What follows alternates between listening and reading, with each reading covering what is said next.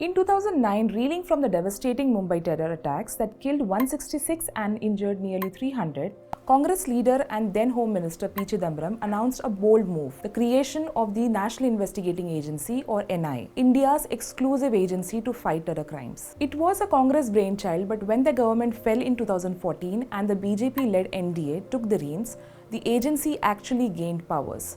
This relatively new law quickly underwent amendments and several crimes, including human trafficking and counterfeit currency offences, got added to its ambit. The agency had a quiet start. Few cases were registered in the early years and even fewer disposed of. However, the NIA slowly carved out a formidable reputation as India's premier counter-terrorism force. Early this year, Union Home Minister Amit Shah claimed triumphantly in the Rajya Sabha that the NIA had a 100% conviction rate in 2024. In earlier years, it was around 94 to 96%. Compare that to agencies like CBI or ED, which often struggles with low conviction rates. So what is the NIA's secret?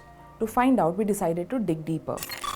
The trend that we found is concerning. After examining the case data published by the NIA on its website, we found the following. Between 2009 and September 2025, 633 cases were registered, but verdicts were delivered in just 133, which means 1/5 of the cases were resolved in 15 years. Of these 133 cases, we found that agency conducted a full trial with proper examination of witnesses and presentation of evidence in only 79 cases. Some of those ended in conviction and some in acquittals. Terror cases by their very nature have multiple accused persons. In most cases, the agency managed only partial success with convictions of a few of the total accused. In the remaining 54 cases, the defendants opted for guilty pleas. Pleading guilty involves admitting guilt without guaranteed leniency. This means the agency secured conviction in more than 40% of the resolved cases through a guilty plea method. In 49 of these 54 cases, the individuals belonged to the Muslim community. These men, we found, disproportionately came from lower Muslim castes. The NIA, however, rejected any suggestion of communal bias in its operations.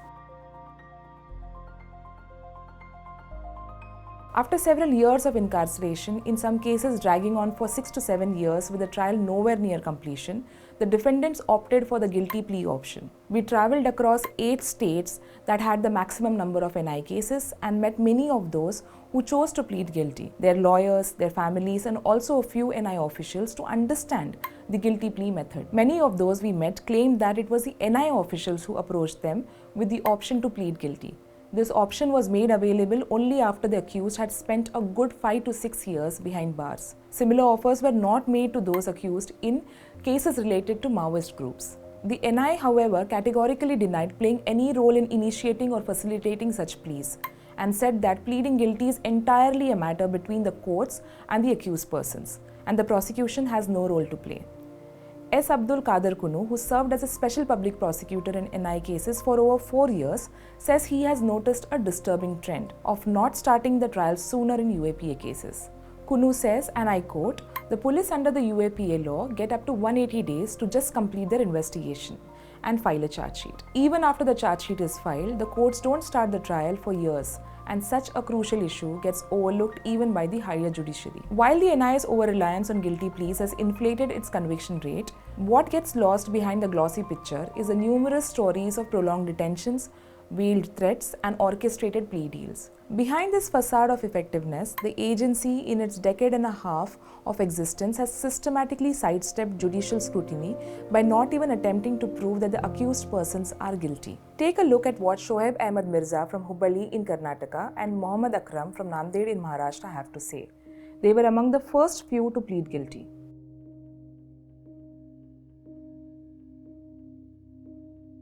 हमारा तो conspiracy case था। अगर conviction भी हो जाता तो हो सकता था 7 साल या 10 साल। तो अगर ट्रायल ख़त्म होने के लिए 15 साल लग रहे हैं आजकल। अगर अब रिसेंटली अगर आप आयम का केस देखें तो अभी कंक्लूड हुआ हो, तो हमारा केस जो है 4 साल कंप्लीट होने को थे। उसके अंदर ग़ालिबन 18 विटनेसेस कंप्लीट हुए थे हमारे। वो भी पूरी तरह क्रॉस एग्जामिनेशन नहीं हुआ था, ऑलमोस्ट कई लोगों का उसमें। चीफ जो है 18 का हो गया था। तो उसके बाद हमने प्ली बार्गेनिंग किया। प्ली बार्गेनिंग करने के बाद हमारा 5 इयर्स का कन्विक्शन हुआ और 2017 में रिलीज हुआ।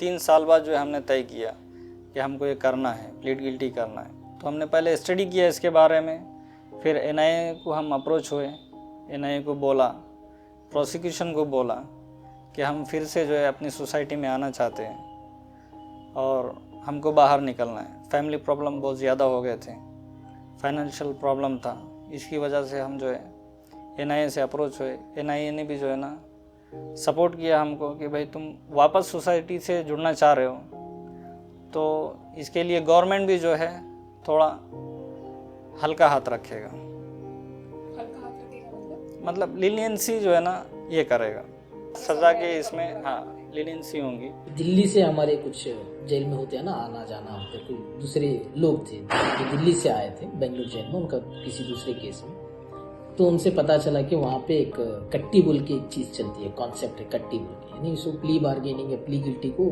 कट्टी कहते हैं। यानी ये होता है कि एजेंसी वालों के साथ आप जो है बातचीत करते हैं कि भाई हम लोग प्लीड गिल्टी कर लेंगे और इसके बदले में आप जो हमको लीनियंट वे में जो है सज़ा दीजिए, फिर मिनिमम सेंटेंस आप जो है अश्योर्ड कीजिए। तो ये चीज़ थी, ये चीज़ हमको मालूम हुई कि दिल्ली में ऐसा चलता है, स्पेशल सेल का है या फिर उतना आइडिया नहीं था हमको। बहरहाल फिर हमने यहाँ से NIA को PP को बात किया, फिर NIA के ऑफिसर से बात हुई, फिर जो है हमने स्टेप लिया। तो जब ये प्लीड गिल्टी वाली आप लोगों ने जब सजेस्ट की NIA को और जैसे और पब्लिक प्रोसिक्यूटर को भी अवेयरनेस था इसके बारे में, तो इसके बारे में डिस्कशंस कहाँ होता था? ये NIA कोर्ट में होता था या फिर वो लोग जेल में आते थे? कोर्ट में भी होता था, जब कोर्ट जाते थे, ट्रायल चल रहा था ना हमारा, तो कोर्ट में भी होता था और जेल में भी होता था। तो जेल में कौन आता था? NIA के लोग? हाँ, NIA के लोग आते थे, NIA के लोग आते थे, वहाँ पे डिस्कशन होता था। कोई लड़का टेरर केस के अंदर जाता है तो उसका ऑलरेडी जो है ना वो एक्विट हो या कन्विक्शन लेके आए, दोनों में सेम हालत रहती है। क्यों? तो गवर्नमेंट जो लगाई है एक्ट उसके ऊपर, उसकी वजह से एक सोसाइटी के अंदर और गवर्नमेंट की नज़र में वो सस्पेक्ट हमेशा रहेगा। फास्ट ट्रैक ट्रायल चलता अगर केस का मेरे, तो जो भी कोर्ट को लगता, जज को लगता, तो फैसला आता। मुझे उम्मीद थी कि मैं एक्विट हो जाता। एक दब्बा रहेगा, इतना तो मैं श्योर कह सकता हूँ। आपको आपके केस में क्या एविडेंस था आपको पता है? आपको लॉयर पे भी आपका काफी भरोसा था, आप कह रहे हैं। तो अगर आप लोगों ने प्लीड गिल्टी वाला रूट नहीं लिया होता तो इसमें एक्विटल होने के चांसेस थे क्या? मैं समझता हूँ 100% एक्विटल होने के चांसेस थे। जिस तरह से हमारा केस चल रहा था और जिस तरह से हम लड़ रहे थे, 100% चांस एक्विटल होने का। Almost all cases, the defendants had a similar application to make. I feel guilty of the crime the NIA has accused me of. Most applications read. Let us look at one case from Mumbai. At the time of trial, a protected witness told the NIA court in Mumbai that sometime in early 2016, he was called to the Maharashtra Anti-Terrorism Squad's Mumbai office and tortured. He claimed his 1-year-old daughter was undressed and made to sit on the burning hot bonnet of a car. His testimony reads, and I quote, "My daughter was made to sit on the bonnet of a car after removing her undergarments. She cried for 2 to 3 hours, but nobody helped her. I was told I would be killed in an encounter and my children would soon end up in an orphanage." The witness also claimed he was mercilessly beaten and told he would rot in jail for many years if he did not cooperate with the investigation. Unable to bear the torture, the witness said to the court that he was pushed to attempt suicide. He also alleged that he was forced to sign printed documents that were later used as a statement against 2 of his acquaintances who were facing terror charges for their alleged involvement in the ISIS terror group. This witness had claimed torture and sexual assault of his 1-year-old child. When the defense lawyers moved an application seeking action against the erring corpse, the NIA prosecutor claimed it was a delay tactics done with an intention to derail the trial. The court simply accepted the claims. The Wire has delved into the world of guilty pleas before NIA courts. Who pleads guilty, why, and what happens next in its 4-part series. Do click on the link in the description to read our detailed investigation.